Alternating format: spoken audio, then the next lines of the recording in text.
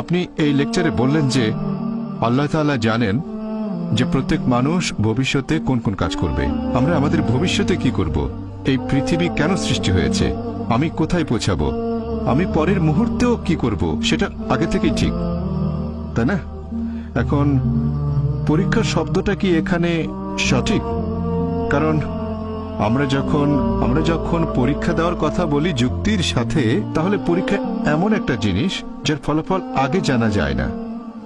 এখন আমরা যখনই পরীক্ষা শব্দটা বলি সেখানে ফলাফল অজানা, তাহলে এটা কি সঠিক? কারণ যদি এটা জানা থাকে, আল্লাহ জানেন এর ফলাফলটা কি হবে, আমাদের প্রত্যেকের কি হবে, আর আমরা কে কোথায় যাব, তাহলে আমরা এখানে এসেছি কেন? স্যার আরেকটু বুঝতে পেরেছি। একবার একটা প্রশ্ন প্লিজ। না, এই প্রশ্নটাই শেষ করতে চাই। প্রশ্নটা কমপ্লিট করবেন? হ্যাঁ। আর ছোট একটা লেকচার ধরেন দিয়ে ফেললেন। আপনি একজন বিজ্ঞানী, আপনি কেন একটা গবেষণা করবেন, কিন্তু আপনি জানেন ফলাফলটা কি, তাহলে এখানে এই গবেষণা করার প্রয়োজন কি? ভাই আপনি প্রশ্ন করলেন, ইনশাআল্লাহ অমুসলিম ভাই বোনদের প্রশ্ন করার সুযোগ দেন। আমরা অমুসলিমদের প্রশ্নের উত্তর দিতে চাই।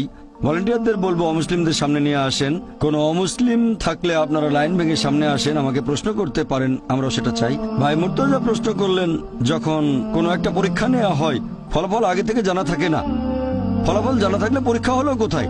একটা সায়েন্টিফিক টেস্টের রেজাল্ট আগে জানা থাকে না, রেজাল্ট আগে জানলে পরীক্ষাটা হলো কোথায়? সুন্দর প্রশ্ন। কেউ আল্লাহকে পরীক্ষা করবে না, আল্লাহ সব ফলাফল জানেন, তবে আল্লাহ এই পরীক্ষাটা দিচ্ছেন না, পরীক্ষা দিতে হবে আমাদের।